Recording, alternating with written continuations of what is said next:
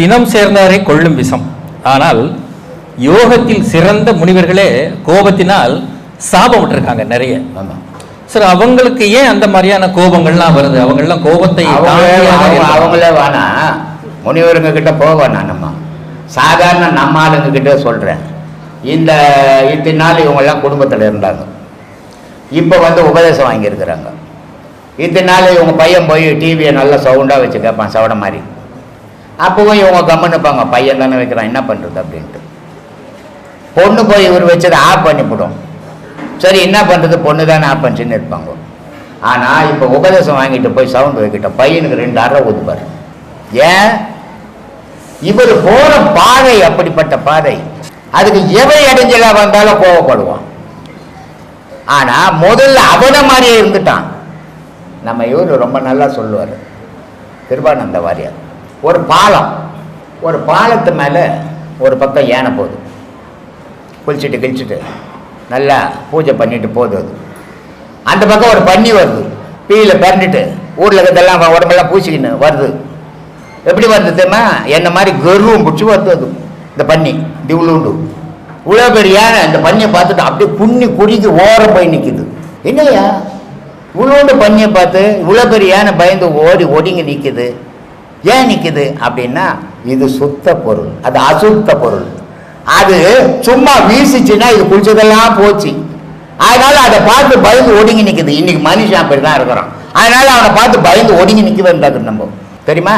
அது மாதிரி சுத்த பொருள், அசுத்த பொருள் அப்படின்னு பரிசுத்த பொருள், 3 விதமான பொருள்கள் இருக்குது. இப்போ காவாயில் விழுது தண்ணி, மழை பெய்யுது இல்லை, தண்ணி காவாயில் ஊது. என்ன தண்ணி? அது தண்ணி தானே. என்னன்னு சொல்கிறோம்? ஏய், அசுத்த தண்ணிடா, காவா தண்ணிடா தோன்றோம். அதே தண்ணி ஒரு குளத்துல ஊது, என்ன சொல்கிறோம்? சுத்த தண்ணி பான்றோம். அதே தண்ணி மெடிக்கலுக்கு பிடிக்கிறான் நேரம் கொட்டும் போது, அதை என்ன சொல்கிறோம்? டிஸ்டில் வாட்டர் அப்படின்றோம். 3 மழை தான். ஆனால் விழுந்த இடத்துக்கு ஏற்ற மாதிரி பேர் அதுக்கு. நீ வாழத்துக்கு ஏற்ற மாதிரி உனக்கு பேர் போ. இப்போ இங்கே உபதேசம் வாங்கினவங்களாம் எப்படி பட்டுக்கிறாங்கன்னா, அசுத்தத்திலேருந்து சுத்தத்துக்கு வந்துக்கிறாங்க.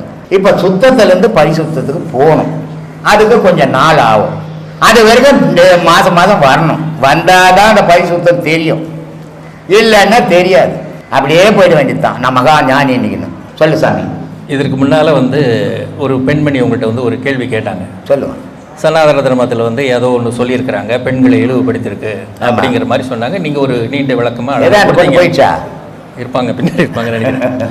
ஆனால் நான் என்ன சொல்கிறேன் வர அப்படின்னா, சரி, ஆவதும் பெண்ணாலே அழிவதும் பெண்ணாலே அப்படின்னு சொல்லியிருக்கிறோம். சரி, ஆவதும் பெண்ணாலே அழுவதும் பெண்ணாலே. சரி, ஒரு ஆணின் வெற்றிக்கு பின்னால ஒரு பெண் தான் இருக்கிறாங்க அப்படின்னு சொல்லி இதெல்லாம் ஆண்கள் பெருமையாக பேசுகிறோம். அதனால் ஐயா ஆண்களோட பெருமை என்னன்னு சொல்லுங்க. கம்பங்கிட்ட போயிட்டு ஒரு மனுஷன் கேட்குறான், ஏன் சாமி, பெரிய பெரிய ராஜாக்கள், பெரிய பெரிய வீரர்கள் அத்தனை பேரும் ஒரு பெண்ணுடைய காலடியில் விழுந்துக்கிறானே, இந்த பெண்ணுக்காக கொலை பண்ணிக்கிறானே, பெண்ணுக்காக அத்த நாட்டை அபகரிக்கிறானே, இது ஏன் சாமி பெண்ணுக்கோசமே செய்கிறான்? அப்போ பெண்ணுக்கிட்ட என்ன சக்தி இருக்குது அப்படின்னு கம்பங்கிட்ட கேட்குறாங்க. கம்பம் சொல்கிறாரு, அட பைத்தியக்காரா, இது ஒன்றும் இல்லைடா, நடை உடை பாவனைடானார். அவள் நடக்கிற நடத்தை, அவள் கட்டிங்கிற ஆடை, அவள் செய்கிற சேஷ்டை, இது 3 சேர்ந்து உலகமே அவகிட்ட அடிமையாகுதுறானா. சரி, இது மீண்டு வருமானா? மேலாகுதா? மீண்டுதுன்னா உலகம் அழிஞ்சிடலானா? பாரதியார் பெண்களை பற்றி பேசினார். எல்லா மகான்களும் பெண்களை பற்றி பேசினார். எந்த பெண்களாவது ஆண்களை பற்றி பேசி உண்டா? இல்லை. ஏன் பேசுறதில்லை அப்படின்னா, பெண்ணுன்ற ஒரு இனம் இல்லைன்னா ஆணுன்ற ஒரு இனம் இல்லை, பெண்ணுன்ற ஒரு சக்தி இல்லைன்னா காந்தம் என்ற ஒரு சக்தியே இல்லை. அப்போ பெண்ணுன்ற பேரே ஒரு புனித பேர் சாமி. இப்போ நேற்று கூட நான் சொன்னேன், பூமி இருக்குது, சந்திரன் இருக்குது, சூரியன் இருக்குது.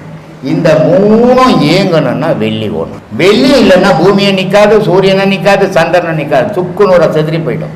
அப்போ இத்தனையும் கட்டுக்குள்ள வச்சுக்கின்னு அத்தனையும் ஏகிக்கிறது வெள்ளி. வெள்ளின்னா என்ன? பெண்ணுன்னு அர்த்தம். ஒரு குடும்பத்தை குடிகாரன் இருப்பான், ஜூதாடி இருப்பான், புறம்போக்கு இருப்பான், எல்லாத்தையும் கட்டி காக்கிறது யாரு? ஒரு பெண். அந்த பெண்ணுன்ற ஒருத்தர் அந்த குடும்பத்தில் இல்லைன்னா குடும்பன்றது ஒன்று இருக்காது. அப்போது பெண் உயர்ந்தவ இல்லையா? இந்த பூமியில் சிவம்ன்றது ஆகாயத்தை சம்பந்தப்பட்டது, சக்தின்றது பூமியை சம்பந்தப்பட்டது.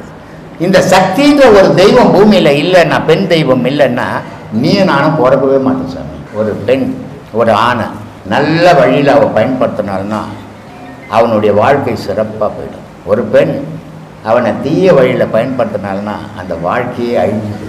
அப்போது ஒரு மனிதனுடைய வாழ்க்கை ஆனந்தமாக இருக்கிறது ஒரு பெண்ணுடைய கையில் இருக்குது. அதனால தான் கல்யாணம் ஆணுச்சுன்னா ஒரு ஆணுக்கும் ஒரு பெண்ணுக்கும் ஆம்பளை கையில் குத்து விளக்கு குத்து, நீ தாம்பா கொலை விளக்கு, நீ தாம்பா என் குடும்பத்தை காப்பாற்றணும் சொல்லிக்கிறோமா? இங்கே நான் சொல்லிக்கிறோமா? ஏன் அதெல்லாம் சொல்ல மாட்டீங்களே?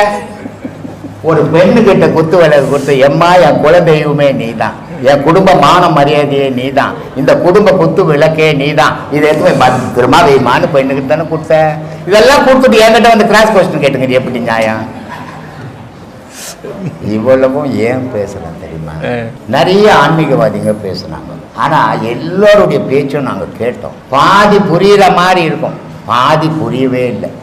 ஆனா வேற விதி இல்லைன்னு 1 மணி நேரம் உட்கார்ந்து இருந்துட்டு வந்துட்டோம். வீட்டுக்கு வந்துட்டு யோசித்தா ஒன்றும் புரியல எங்களுக்கு. ஆனா நீங்க பேசுறது எப்படின்னா, ஒரு குழந்தை உட்காந்து கேட்டா கூட புரிஞ்சிடும். ஒரு தனி மனிதன்கிட்ட உட்காந்து பேசுற மாதிரியே இருக்குது உங்களுடைய கிளாஸ். இதை மாதிரி உங்களுக்கு முன்னாடியும் யாரும் பேசலை, உங்களுக்கு பின்னாடியும் யாரும் பேச போதில்லை சாமின்ட்டாங்க. இதை விட பெருமை என்ன ஒன்று நமக்கு சொல்லு சாமி. இத்தனைக்கா நான் ஒரு கை நாட் கேள்வி கேட்டங்களை பார்த்தா எல்லாம் கிராஜுவேட்டுங்க, இறக்கம் இல்லாத கிராஜுவேட்டுங்களா. என்னடா பாவம் வந்தாலும் படிக்காத ஆள் இவ்வளோ போடுறோமே காவு போடுறோமேன்ட்டு போடு. நீங்கள் தான் எந்த பால் போட்டாலும் 6 அடிக்கிறீங்க. அவன் பெயர் சாமி. எனக்குன்னு தனி